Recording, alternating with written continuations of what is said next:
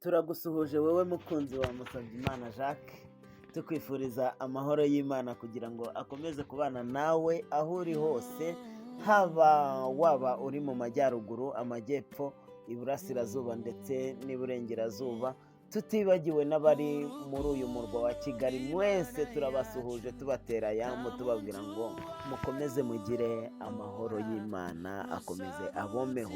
Ntabwo twakwibagirwa inshuti zacu z'abadiyasipora, abantu bari hanze y'iki gihugu ariko mubasha gukurikirana channel Musabyimana Jacques. Turabaha ikaze ahangaha.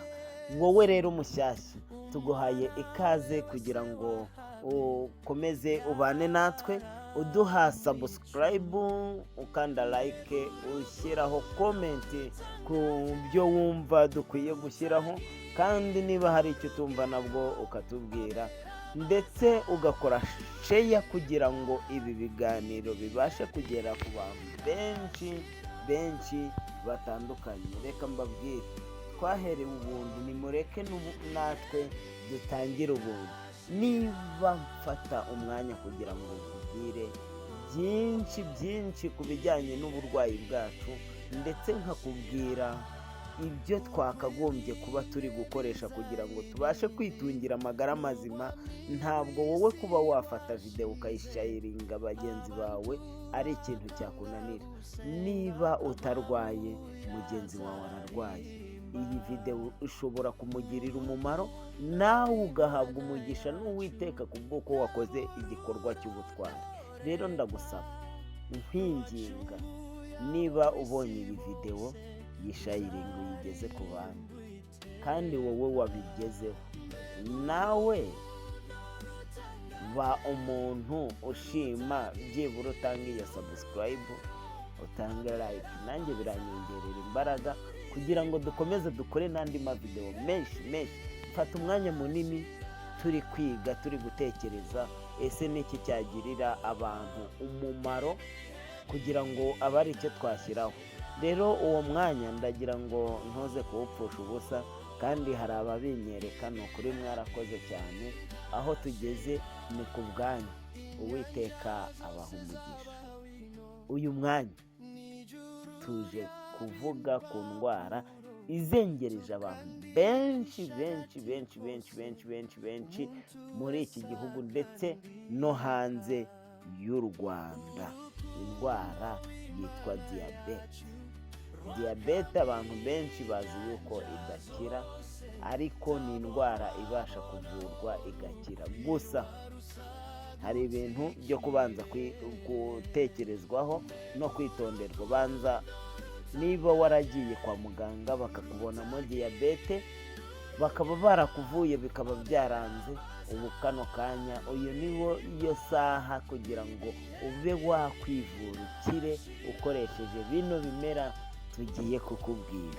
Ariko ntabwo njya ntinya kuvuga yuko hari igihe akenshi n'abantu baba bivanze mu buzima bwacu, ugasanga baguterereje diyabete kandi atari nayo urwaye. Iyo mvuze gutya, abantu ntimuze kuntera amabuye, kuko ibi ni ibintu byadutse kandi biriho. Ugasanga umuntu arwaye indwara, genda se urugero, urwaye igifu, uragiye kwa muganga urakivuje, bari kuguha imiti nk'iyo baha abandi igifu mwajyanye kukivuza kirakize, ariko wowe ntabwo gikize. Impamvu ni iyihe? Ko imiti baguhaye ari iy'igifu, kuki icyo gifu kitakize? Impamvu ni iyihe? Impamvu ni uko imiti baguhaye iy'igifu, ariko mu by'ukuri nubwo babona yuko ari igifu, hari ikindi kibazo cyaguteye icyo gifu. Ushobora kuba wararozwe, warogwa, uburozi bukazamura aside nyinshi, aside ikagutera cya gifu. Bishatse kuvuga iki? Kwa muganga bo baraguha imiti y'igifu kuko aricyo bari kureba, ariko ntabwo bagukuramo bwa burozi. Rero twebwe iyo turimo tuvura, ahubwo tureba impamvu yaguteye icyo gifu, tukaba ariyo dukuraho. bishatse kuvuga yuko rero iyi diyabete niba yaraje ari iyizanye ije mu buryo busanzwe, aka kanya ukaba ubonye videwo yanjye, ni wo mwanya kugira ngo ukire. Igihe kirageze kugira ngo uburibwe umaranye igihe bushire, nawe wongere ugire ubuzima buri normal. Ikindi, ubwo kwa muganga niba uhamaze igihe ukurikirana imiti bikaba bitaraciyemo, kurikira iyi videwo biraza kugendekera neza. Noneho ubwo iyi videwo nyikoze kubera abantu bambazaga ngo umuti wa diyabete.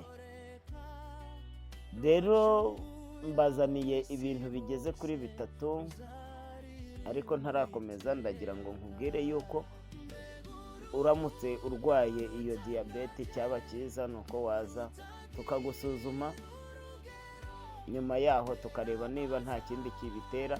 Niba atari icyo kibitera cy'amarozi, diyabete yawe urakoresha iyi miti ibanze irakira ku rwego rwo hejuru.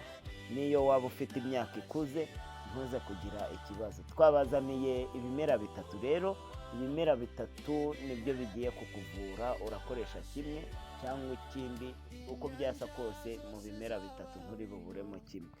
Ikimera cya mbere ni ikimera bita rozera, ndakeka nta muntu utakizi. Ikimera cy'umutuku gikunda gutekwa mu cyayi, ikimera cyiza cyane, ndakeka buri muntu wese arakizi. Ikimera cya kabiri ni ikimera cyitwa intagarasoryo. Iyo tuvuze intagarasoryo, noneho umunyarwanda uwo ari we wese aho yaba ari hose, kuko ni ururimi noneho rw'ikinyarwanda, nta muntu utazizi. Izi ngizi nazo ziri muri biri buze kugufasha. Ikimera cya gatatu kandi twabazaniye ikimera cyiza cyitwa umubirizi. Umubirizi nawo ndakeka abantu benshi barawuzi ku rwego rwo hejuru, ku rwego ruhambaye. Ndakeka yuko tuvuze umubirizi buri wese arawumva. Rero tugiye kubabwira uko ikoreshwa, ariko ntabwo reka tubanze tunyarukire ahangaha kugira ngo babanze batubwire. Waba ukeneye garderobe nziza, waba ukeneye cuisine nziza, waba ukeneye n'ibindi. Muri iyi gahunda kandi turi kumwe n'umudezayina mwiza cyane, umudezayine wabigize umwuga, aho adukorera ibintu tukibaza niba biturutse hano mu Rwanda cyangwa biturutse hanze. Murabona nk'iyo ni superipoze ivuyeho, iyi ni saramanje nziza cyane. Ubishaka nyura kuri Jack Design. Iyi ngiyi ni imitako murimo mureba, aho ushobora gushyira umutako mu nzu yawe uri mu izina runaka. Nk'iyi ni homo. Izi ni intebe nziza cyane ushobora kugura ukagenda ukazitereka mu rugo. Nayo ni akabati ko kujya muri salo ka bife, ntabwo hakigezweho bya bindi by'amateleviziyo, ngira ngo murimo murabireba, ahubwo ni akantu k'akabife kajya ku ruhande cyane. Reba barimo barakwereka impande zigiye zitandukanye z'iyi bife n'ubwiza bwayo, barimo barabyerekana. Kandi nyuma yo kujya muri salo turasimbuka tukajya mu cyumba cy'uburiri. Murabona igitanda cyiza cyane, turabakorera ibitanda byiza cyane, aho muzajya mubireba mukavuga muti igitanda kabisa, ukaryama ukumva umeze neza. Harimo n'amagariderobe murimo murayareba iruhande rw'ibitanda. Inzugi nziza cyane ushyira mu nzu yawe, nawe ukavuga uti uko byasa kose inzu yanjye imeze neza, ukumva nta pfunwe ufite ryo kuba uri mu nzu irimo ibikoresho nk'ibi ngibi. Rero duhamagare. Ndetse si ibyo gusa, reka tubereke n'inzugi tubasha kubagezaho. Dore ngizi nzugi nazo zishobora gukorwa zikaba zabageraho, ndetse ntabwo ari zo gusa. Uyu nguyu yarakomeje abereka inzu yose uko yakozwe, iyi ni inzu yose arimo yerekana. Muramuka mubikenera rero muhamagara kuri 0788593091 maze mukibonera ibikoresho bigiye bitandukanye, inzugi, ibitanda, amagariderobe, kwizine ndetse n'ibindi mwaba mwifuza kuba mwatunga mu nzu zanyu kugira ngo mugire inzu nziza zimeze neza rwose. Uwiteka abaha umugisha. Twagarutse rero mu kuvuga uko bitegurwa rero. rozera ushaka kuyikoresha yifate uyiteke nk'icyayi nk'uko dusanzwe tuyiteka. Ni uyiteka nk'icyayi irajya mu mubiri imeze nk'icyayi, kandi nigeramo ikora akazi kayo igihe gito cyane. Urampa ubuhamya kandi uravuga yuko wishimye.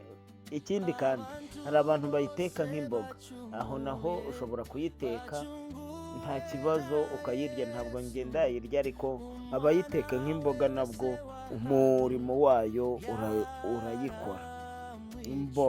Ushobora kandi, ariko niba tuvuze icyayi, wirinde isukari. Niba ushaka kunywa isukari, koresha ubuki, bwakubera bwiza kurenza uko washyira mu isukari, kuko turi kuri diyabete. Noneho nyuma y'igihe kingana, ubwo ni mu gitondo, nimugoroba, mu gitondo, umugoroba, mu gitondo, umugoroba, mu gihe cy'iminsi 21 uzagaruka utanga ubuhamya. 21 kugeza ku kwezi uzasubire kwa muganga bakubwire aho bigeze. Kimwe n'uko utayibonye ushobora gukoresha inkarishya cyangwa se intagarasoryo. Intagarasoryo nazo uburyo zishobora gukoreshwamo, ushobora kuba wazifata ukazanika. Wamara kuzanika, ndahamya yuko hari abantu batanga ubuhamya, wamara kuzanika ugakuramo agafu. Aka gafu ukajya ugateka nk'uko uteka ukora isosi ya soya cyangwa se y'ubunyobwa. Ugakora iyo sosi yako ugashyira mu biryo cyangwa se ukanyanyagiza ku biryo ukarya. Wajya kunywa amazi ugashyiramo ukanywa. Aka gafu nako kazagufasha. Cyangwa se ushobora kuyiteka mu biryo, ushobora gushyira muri blender, ugashyiramo inyanya, ugashyiramo ibirungo byose, maze ukablendinga. Warangiza mu gahe gato ugakora isosi bisanzwe, ugateka bisanzwe, ukirira iyo sosi isanzwe. Ukoresha ukira, warya ku muceri, warya ku bindi ibyo ari byo byose. Iyo za ntagarasoryo ibyo zirinjira zikajya gukora umurimo wazo mu mubiri.